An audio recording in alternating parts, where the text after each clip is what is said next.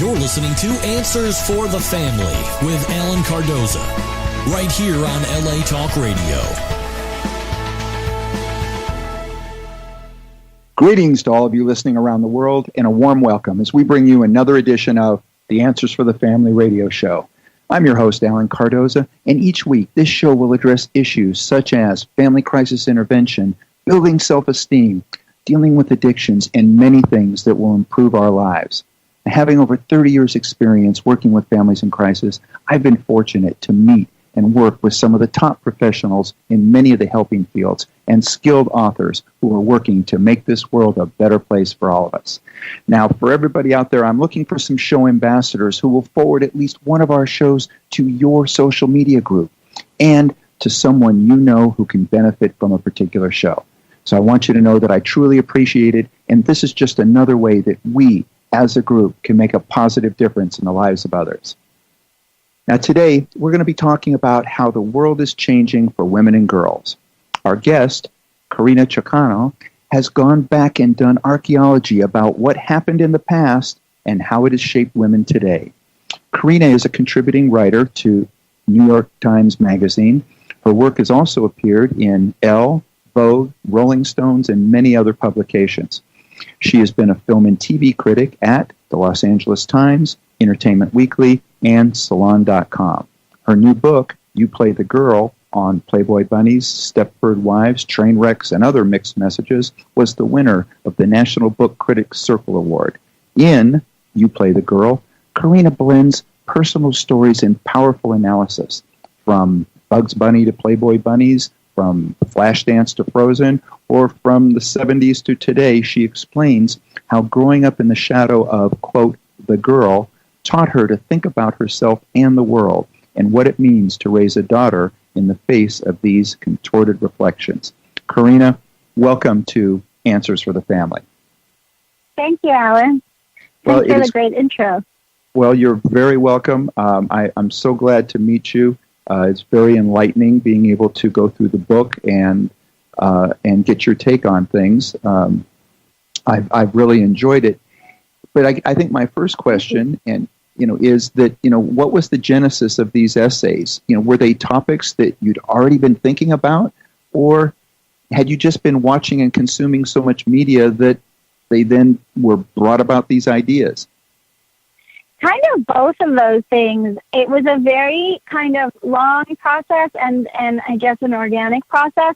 I was a pop culture critic, a staff critic for many years, for about a decade, and I sort of spent my work life was mostly spent consuming a lot of mainstream pop culture. But I'm also, I was a comparative literature major. I was always a big reader, and so I, spent my life also reading stories and consuming stories. And so it sort of reached a point, I guess, around 2007, 2008, where I was working at the LA Times, and I was really noticing certain narratives that just were so prevalent, and both on screen with the sort of rise of the so-called bromance comedies, and how the female characters were always sort of relegated to the sidelines, even more so than usual, and at the same time in the way that the media even sort of mirrored and perpetuated these stories. And one of the things that really got to me at the time was the way that there was a sort of moment where all these young pop starlets were sort of crucified and sort of, kind of treated, the whole train wreck idea of these girls falling apart, and the culture kind of going after them in a certain way. It really started to get under my skin, and I really just started thinking about all of these things. And there was an interview that I read with the actress Isla Fisher, who was asked if she'd gotten a lot of offers to play the lead in comedies after she kind of stole the show in The Wedding Crashers. And she said, no, because in Hollywood, all the parts are written for men and you play the girl. So it really just got me thinking about how, it sort of crystallized the idea for me. And after that, I started thinking about writing a book, but it ended up happening sort of slowly. I wrote essays for the New York Times Magazine, and after a while realized I had part of the book underway. And so came the name. You played the girl. Mm-hmm. Now, I mean, as a critic, and obviously you're not only watching art, but you're also dealing with the artists. Are you able to separate the art from the artist? And is that getting harder to do in this post-Weinstein or post-Me Too moment?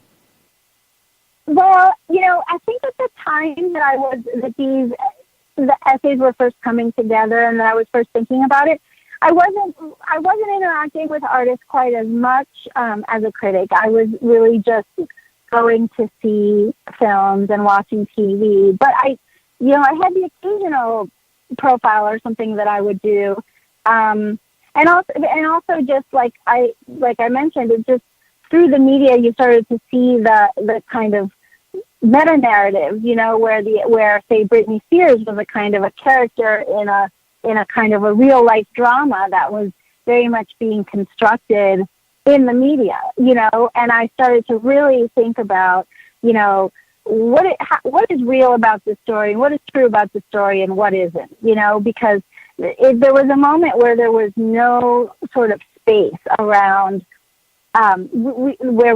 there was no questioning kind of these narratives. Lindsay Lohan going, to court again and again and again and again. It all started to feel like a kind of a real life soap opera that was being very much shaped by the gossip media. Mm-hmm. And once I started, like you mentioned in the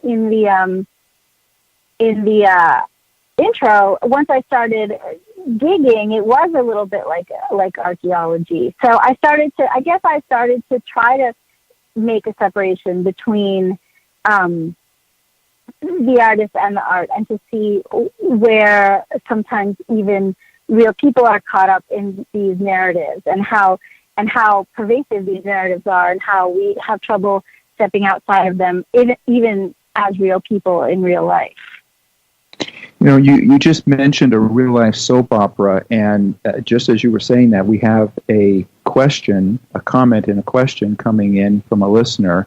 And when you said real life soap opera, and I looked at this question, I thought this is perfect. It says, "What are your thoughts on the royal marriage of Prince Harry and Meghan Markle?"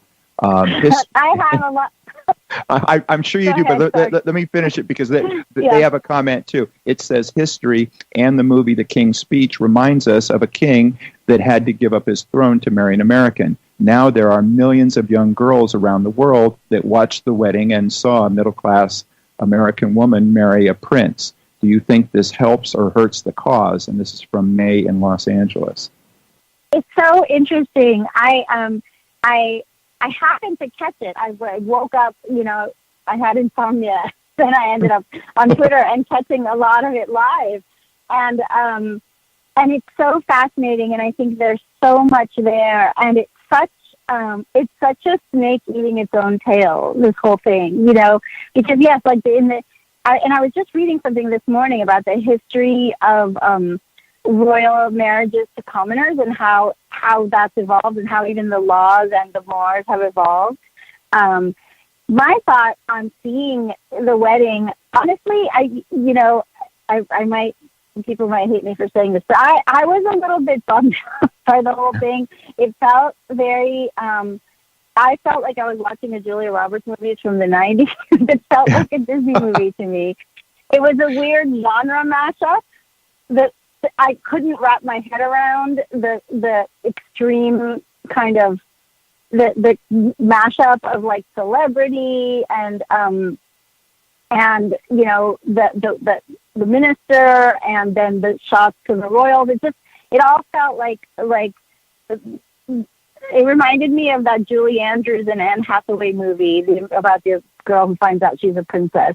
It felt very much like it was telling the story that these princess movies have been telling for a long time, in which there's a kind of a dream of what a princess is, but at the same time, there's this kind of American notion of what a relatable good girl is, and she is obviously a klutzy or, more humble origins girl from a middle-class family, and then she shows these stuffy royals how to be a cool girl. You know, the whole thing's just like I felt like I've seen it so often in the movies, and here it is playing out in real life, and it just felt like a triumph of this very silly story. And I think that it, from my perspective, it hurts more than helps. I think that through stories like that, starting with Pretty Woman, which was a kind of a Cinderella story that's extremely implausible and has all these unexamined, ideas in it, it basically tells girls that, you know, the best thing you can aspire to is to do nothing. Is to have everything in exchange for nothing, and to sort of stop, you know, like it's this end of a story. Like now Meghan Markle can't work, you know, and presumably she's an artist, she's an actress, you know, that artists don't retire, you know, they're not like looking to clock out, right? It's presumably it's something that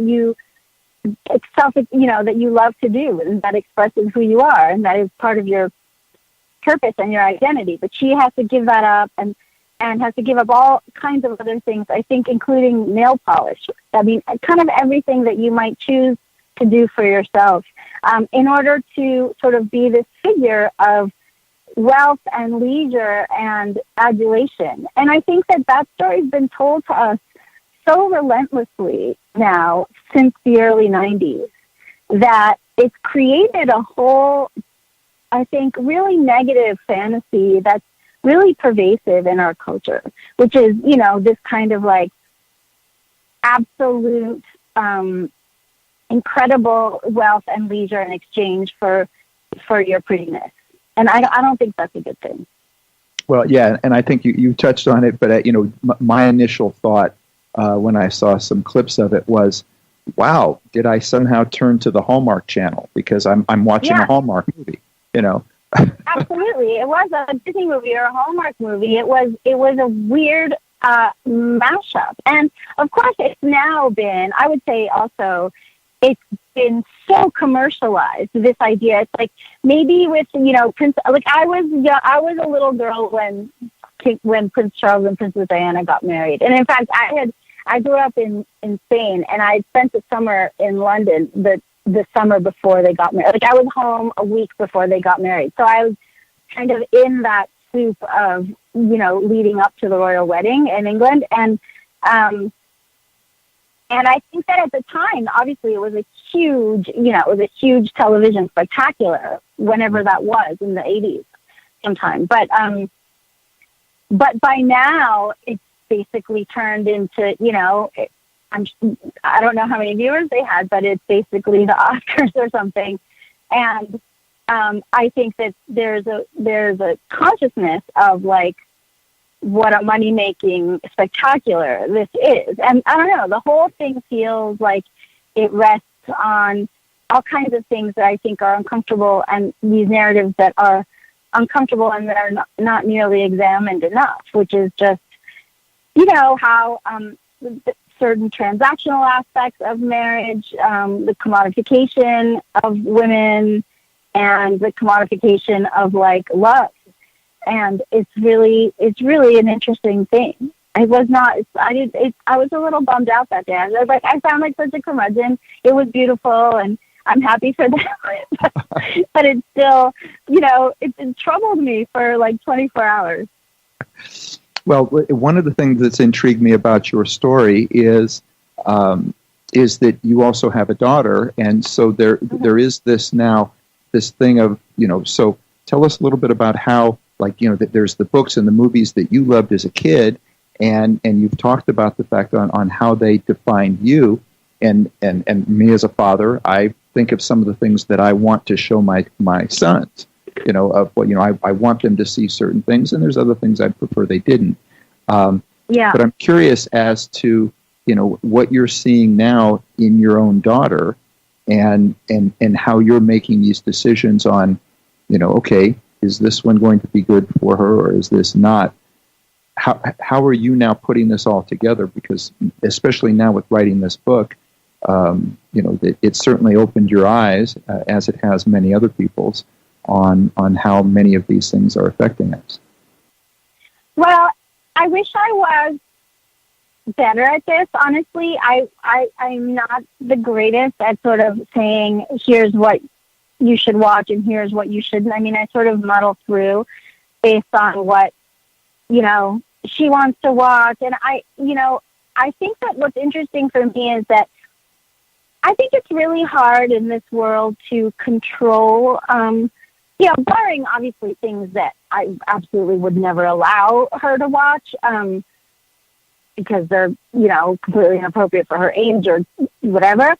I think that it's really hard to navigate these stories. And my approach, I guess, is more to try to talk to her about what she's seeing and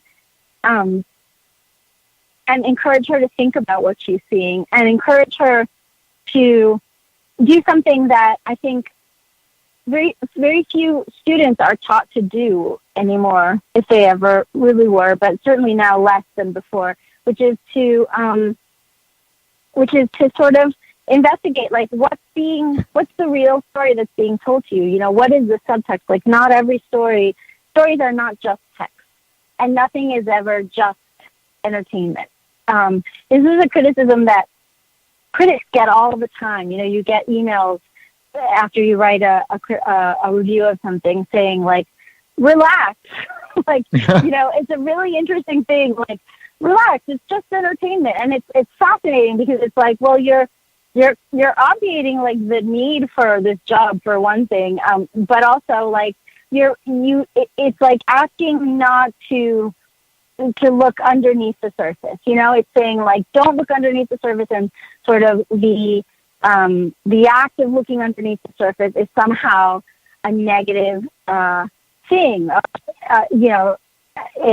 an uptight thing to do. Whereas, in fact, it's kind of like, I think we need to think about the fact that in the last 30 years, there's been such overwhelming media consolidation in this country, and all of the information that we consume, whether it's quote unquote, popcorn entertainment to news, is kind of coming through a narrow pipeline until very recently, until new platforms and social media opened it back up. But still, there's consolidation in those areas as well. Massive consolidation, as we've seen with, like, Facebook and everything. So we really have to think about, like, what the pipeline is. It's not just what the content is. It's how the pipeline determines what the content is and what that teaches us. I mean, stories have always had a socializing effect. Like, not every culture tells the same stories, or not every time period tells the same stories. Mm-hmm. And the stories that were told, especially since, I would say, the 80s, are, they are a certain kind of story. Our action movies tend toward very imperialist themes, and our love stories tend to be very patriarchal. And that's not an accident, So I think that that's what's important. It's like, look at what you're seeing, and also then it helps you appreciate the stuff that maybe tells a different story, or that remarks on the stories that were told. Because that's what's interesting to me, anyway. And that's what I hope that my daughter can learn, to sort of separate herself, because otherwise you're just a passive consumer, and you're allowing yourself to be shaped and brainwashed in a way into thinking a certain way. And that's a real problem, I think, that we have in this country. Yeah, no, and I agree. And as you were saying that, I was thinking about a time in which I was sitting down with my sons, and I was explaining the difference between entertainment and indoctrination.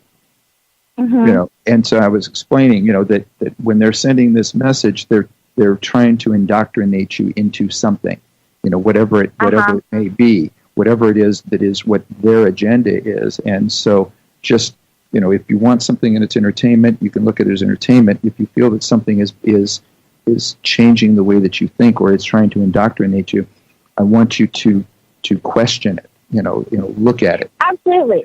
And that's exactly what I think is, and say is, like, just question it, and question who is telling you what and why. it's really important because, and we, I think it's funny. A couple of years ago, we could be having this conversation and sound kind of paranoid, but now we know that it's not paranoid. That there has been, there have been all kinds of crazy things that have happened, agendas, whatever it is, Russian manipulation and Facebook and disinformation being spread during elections. I mean, all these things that have had real effects and have actually had real life effects and have reshaped reality in a way that's kind of breathtaking. And I think that the way that we used to talk about entertainment until very recently, it certainly when I was a staff critic, was like, oh, don't take it too seriously. It was a kind of a remove, an ironic remove that said, like, oh, I know this is kind of a fascist story, but, you can't say that because you look silly, But in reality, it's like, these stories have a lot of power, and they really have the power to shape our point of view, and especially if we're young. I think that's something that people are talking about more now, that for instance, the way pornography has affected boys' views of girls. Mm-hmm. It has a real life effect that's really quite negative. Certain expectations of what a girl looks like, of what she'll do, of how she'll act, of who she really is. All of that is it's more powerful. People say like, oh, I'm a parent and I can control what my kids think. You can't really control them. You can't really protect them as from this incredibly pervasive culture. I'm guessing that whoever it was that said that wasn't really a parent. Well, I think that they are parents, but maybe they have their head in the sand a little bit about how much control they can exert over their children. I mean, look, even if something happens to your child because of some other kid who was not similarly protected, you still can't protect your kid. You know what I mean? Right, exactly. You can't just keep your child in a box at home. There's no... Yeah, exactly. They'll come across it whether you did, even if you were a wonderful parent who was incredibly thoughtful and careful about what you fed them, they're still going to go out into this very polluted world. You're absolutely right. Yeah, and there's no way. Do about that? Yeah, you're right, and there's no way that we can keep them from seeing it or learning about it. So you're right. All we can really do is educate them in regards to how to deal with that information when it does come their way. Right, because on the flip side, I do think that one wonderful thing that's happening now, and it gives me hope for a kind of maybe future like disengagement from this kind of narrative, is that I think that we have seen a real flip in terms of how young people see certain things, where they have kind of driven a change in media representation because they've rejected some of the same old things. Like I'll give you an example. I think that nowadays, for instance, people always say, "Oh, this generation is different because they reject, they can't necessarily watch a show that's just like all white kids or whatever." But I feel like, I don't know about you, but when I was in my 20s and I would watch Friends, I also felt that it was an incredibly false representation. But there didn't seem to be any room in the culture for, it was just very walled off to other points of view. It just seemed completely impenetrable. But now that now certain things have happened to decentralize these stories a little bit, and so now there is a push toward authenticity, I think, that I longed for, as a teenager and 20-something, that now is actually happening. So I think that it is generational, but it's also the fact that a bit of a wall has come down and allowed for reality to, to see through in a way, a system that used to be so much more centralized. Mm-hmm. Oh, yeah, I think you're right on target. And yes, when you brought up, a lot of the comments that people make, oh, well, the millennials this, the millennials that.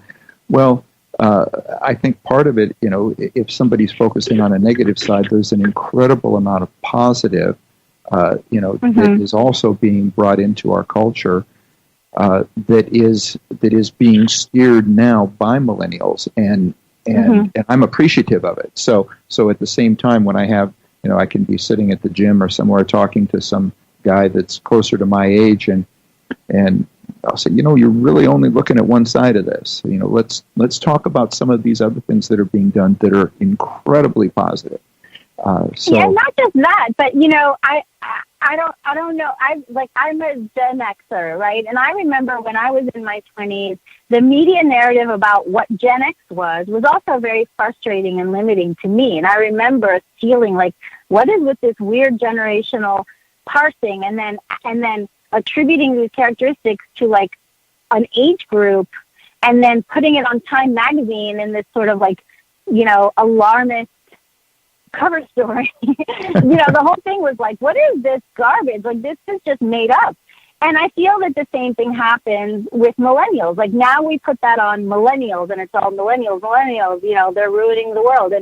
But they used to say that about Gen Xers, and I think that they used to say it about, baby boomers when they were young, and hippies and whatever. Like, this is a thing that's been going on for decades, where like these kind of alarmist ideas and really reductive ideas about generations, which are always way too generalizing and monolithic, turn into, again, it's like these stories that just, kind of like shape reality in these bizarre ways. So now I personally feel like my values and my tastes are much more reflected in the stuff that I'm seeing today. Like, you know what I mean? I never identified with with the things that I was seeing on TV as a 20-something. I mean, I would watch Friends and 90210, but as a joke.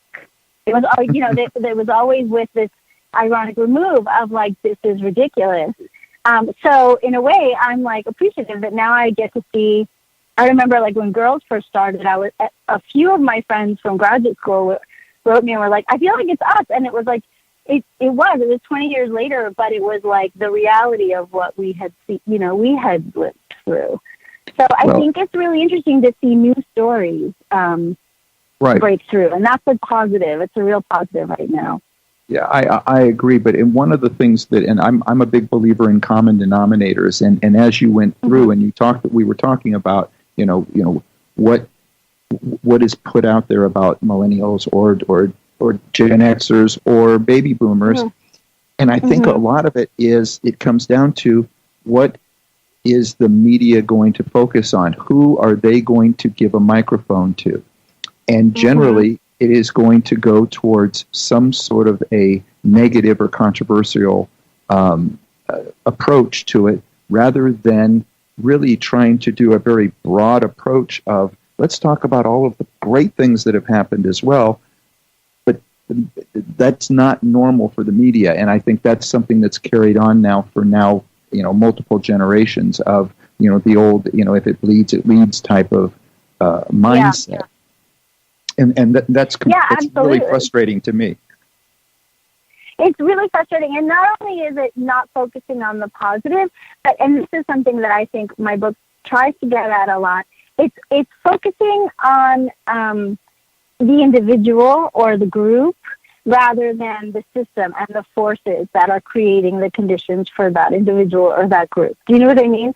So you can talk about millennials in a certain way, but if you don't talk about, the forces that they're up against, and you're just saying, oh, they're this, they're that, that's just essentializing, and I feel that it's worthless. It's the same as with women. Oh, women are like this, women are like that, men are like this, men are like that. It's like, let's look at what do we ask of women? What do we ask of men? What is the system that people are growing up in? What are the boys being taught they have to be, and what are girls being taught they have to be? And what are they being taught?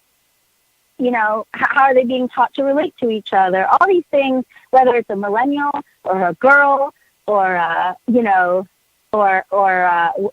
whatever group or individual that you're talking about, I really think that we pay very little attention to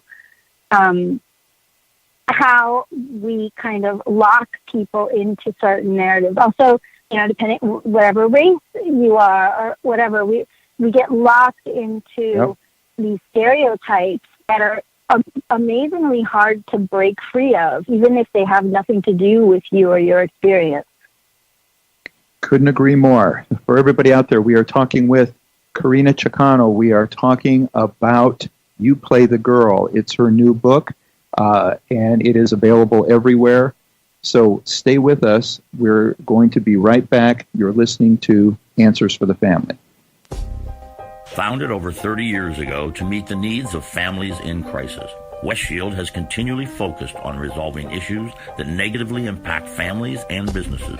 Our signature therapeutic transportation service helps to ensure that adolescents in crisis are safely transported to specialized schools, programs, and treatment centers with unsurpassed experience and success. We are supported by our full-service licensed investigation agency that has legally, professionally, and compassionately located hundreds of runaways and teens. We are experienced and qualified to help, offering solutions which may include referrals to our international network of top professionals in the fields of educational consulting, psychology, psychiatry, and investigations. Simply put, West Shield Adolescent Services and West Shield Investigations are the best solutions when your family is facing a personal crisis. Call 1-800-899-8585. 24 hours a day, 7 days a week. That's 1-800-899-8585. Or visit our website at westshield.com. Thank you. And we're back. You're listening to Answers for the Family, and we are talking about how the world is changing for women and girls. The book is You Play the Girl. We're speaking with Carina Chocano, and we are really touching on some incredible subjects, and I'm very, very happy to have her on the show with us. Carina, while doing some research for this interview, I read that Roman Polanski commented on the Me Too movement. This is about 2 weeks ago. And he said, this is the kind of mass hysteria that occurs in society from time to time. Sometimes it's very dramatic, like the French Revolution, the St. Bartholomew Day massacre, or McCarthyism in the U.S. Everyone is backing the movement out of fear, adding that he thinks it's totally ridiculous. Now, before you comment on it, I need to say something as well. So personally, I think that associating the Me Too movement with the French Revolution, any kind of massacre or McCarthyism, is just ridiculous. And for those people out there, I know we have younger people out there that don't know who this man is. He was arrested for drugging and raping a 13-year-old girl and then fled the United States after admitting to statutory rape. He's the last person that our media should be giving a microphone to comment about this subject. Carina, what's your take on this response to women that are speaking out against their accusers? Yeah, I mean, like you're saying, it was it was just an amazing response. And there's so many aspects of it. First of all, I mean, comparing the French Revolution to McCarthyism, for instance, is so fascinatingly off kilter. Like he's talking about everything from like an illegitimate, with politically motivated witch hunt to, this starving populace rising up against tyranny. Exactly. So, I mean, it's interesting how he's lumping these things together. But that aside, yeah, I mean, Roman Polanski, it's interesting. Roman Polanski fled the United States and has, been living outside of the United States for, I don't know, since the 70s, I believe. But but until very recently, I don't think he faced any consequences as an artist. And, this is one of the interesting things that's coming up now. Like what you said earlier, do we separate the artist from the art? Do we still honor and respect someone like Roman Polanski or Woody Allen, or until recently Harvey Weinstein, as an artist and a cultural figure, even when we know what, the kinds of things that they've done. And what's fascinating to me is, what's happened in the past year is very much rooted in the ability to shift the perspective on the story. And this is sort of what I really want to talk about in my book, which is when we only get a certain perspective, we only frame stories in a certain way. So it's not that people didn't really know, apparently, about Harvey Weinstein. Apparently everybody knew, or a lot of people knew, and it was a so-called open secret. And that's true of Woody Allen, and certainly Roman Polanski, everybody knew because it was news for decades. But we still didn't have the frame in which we could talk about it as being unacceptable. We were still completely rooted in the frame where the genius could get away with it, or the powerful mogul could get away with it, or somehow these things were separate from each other. And I think that, Polanski is obviously, just like analyzing, is obviously responding to a shift that doesn't favor him. Mm-hmm. And he's able to say, oh, look, this is hysterical, and now we're going to throw out the whole culture with the bathwater. But the thing is that's not really true. And, people confuse this idea of examining stories or questioning stories with censorship. And it's not censorship at all. It's really just, I think, putting things up against a kind of truth barometer. You know what I mean? Sometimes sometimes I think, say, as a woman, you'll go see something and it resonates as untrue. It's just nothing about the characters feels true. And I think most men are used to going to the movies and seeing themselves reflected in some way, even if they're not an action hero. Their perspective and their point of view and their feelings about certain things ring true, But for everyone else, and this is people who aren't white, people who aren't straight, people who aren't men, it things, the most dominant stories tend to ring false, or else you just don't see yourself. The other day I saw something, an interview, and this, I think he was a rapper, said something about his former ex-wife and said, everyone wants to be surrounded by beautiful women. And I thought, and the interviewer was a woman and didn't cut in at that moment, but I thought, it's so interesting. We're so used to hearing that. Everyone wants to be surrounded. Well, not everyone. Right. Not at least half the people. And it's fascinating how we just erase that perspective, and we only validate one. So I think what Polanski is responding to is the sudden feeling of, earth-shifting in a way where the only perspective that was validated and centered is now being questioned. And he reacts in a kind of, he dismisses it, and because that's what the culture has also taught us to do. That's hysterical is a very gendered comment. It's dismissed as hysterical, therefore female and stupid and invalid. And it's not surprising in a way, but is it, where will we move past, will more people see him as a kind of a dinosaur? I don't know. I hope so. Yeah, I hope so too. We have a comment coming in, mm-hmm. And as I look at it, and this is coming in from a male. Mm-hmm.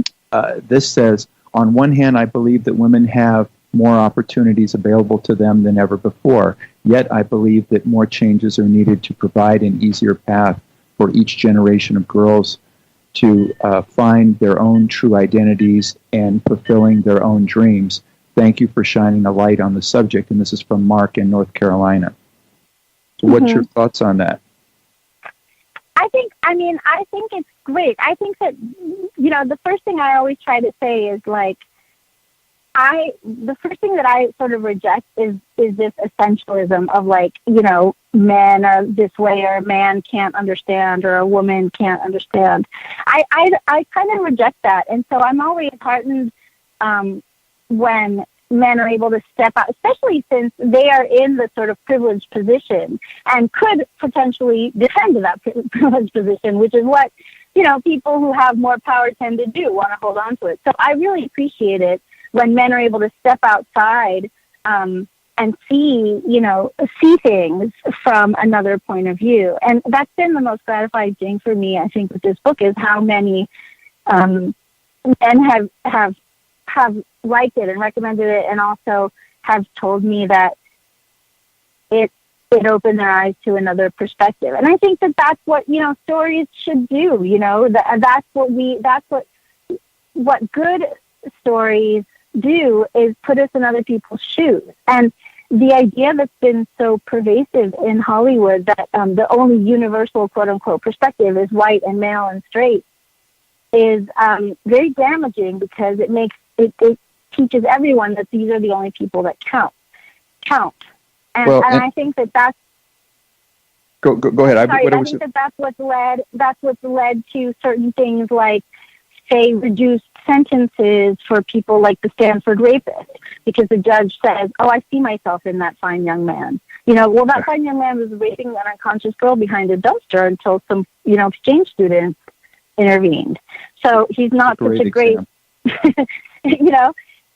But anyway, I do think that he's right, and that there are more opportunities, for sure. But we still have this. We're still coming up against a lot of the same systemic problems. Everything from the pay gap to the lack of affordable daycare or universal preschool, and the idea that the only people who are actually responsible for the next generation of humans are women. So we still rely on this idea that, once a woman has a baby, she can just step off.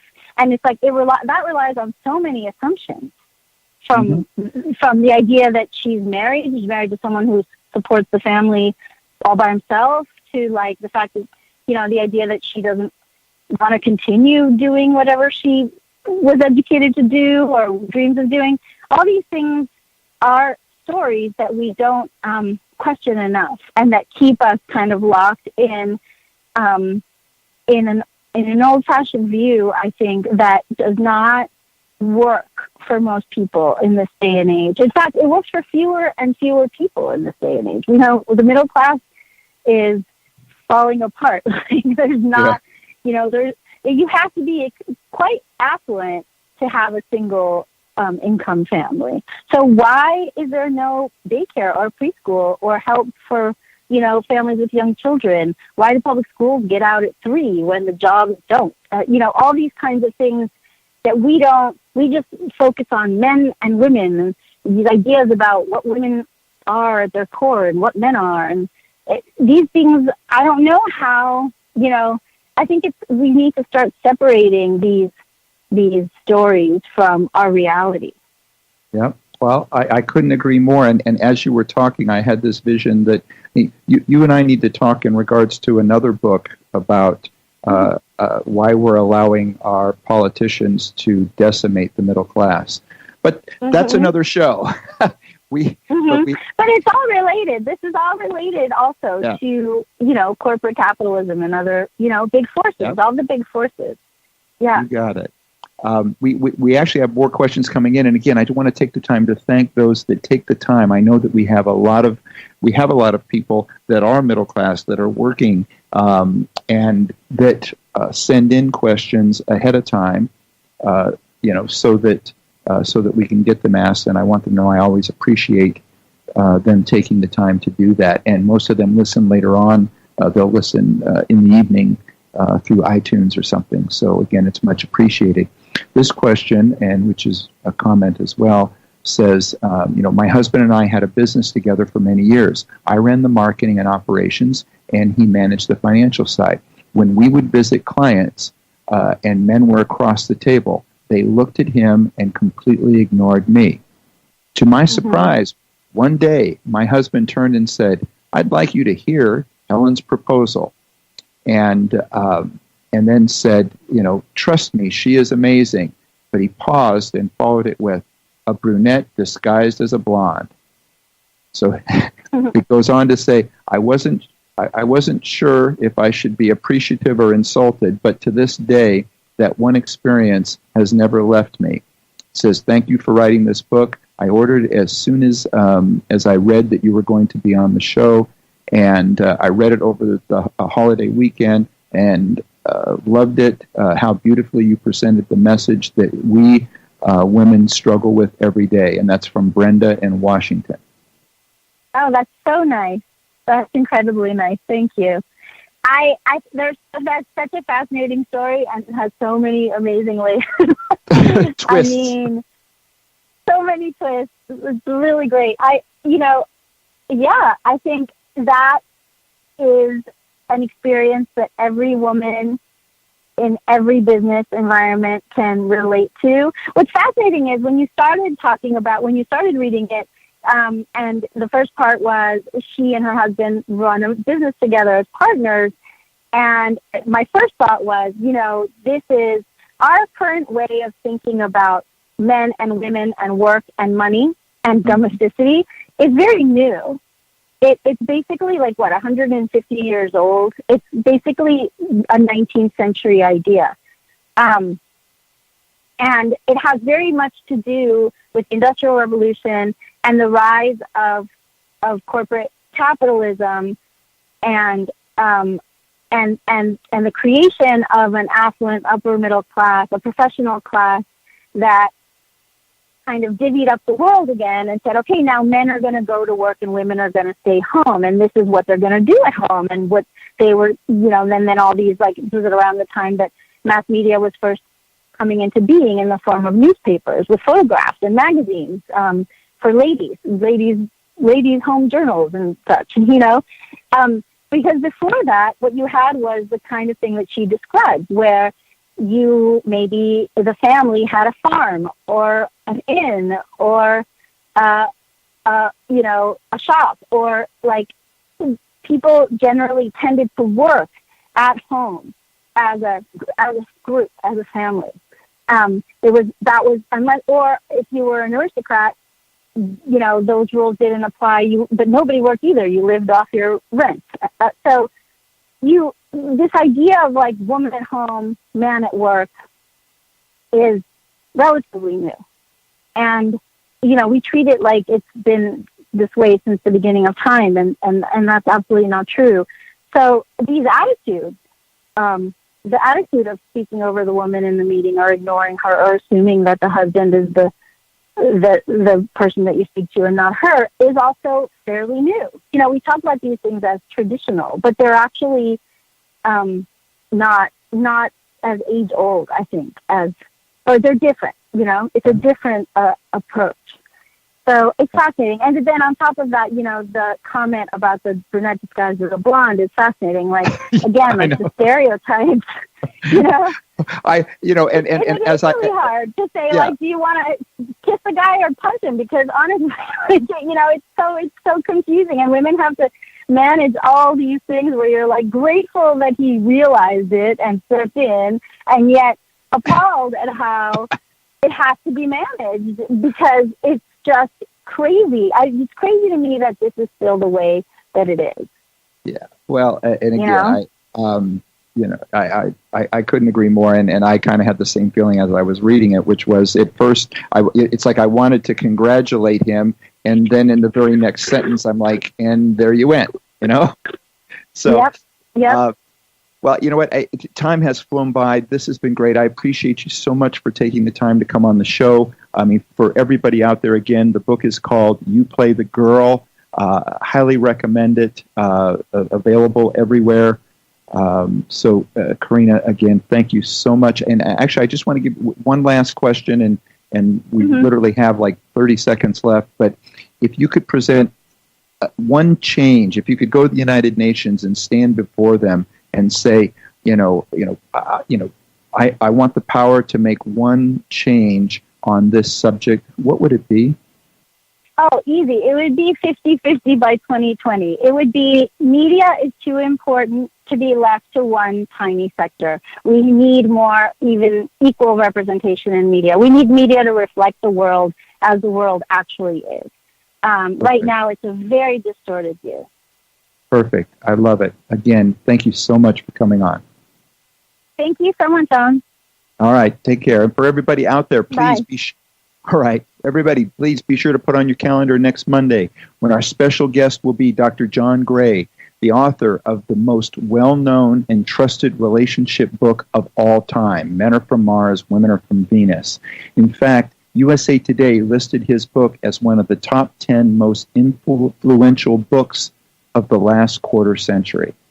So, and in next week's show, he will discuss Staying Focused in a Hyper World, which is, again, one of his books. And it contains the latest research and news on ADHD, why it exists, and how to cure it. He will also speak a little bit on his newest book, The Boy Crisis. And please, if you get a chance, visit our archives of past interviews at answersforthefamily.com, or better yet, subscribe to our show through iTunes, Stitcher, or YouTube. And if you like what you hear, please leave a review. It will help us reach more people and be greatly appreciated.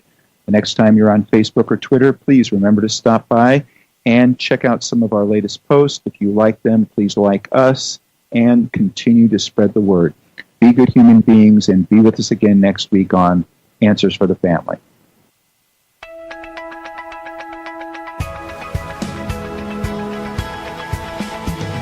You're listening to Answers for the Family with Alan Cardoza, right here on LA Talk Radio.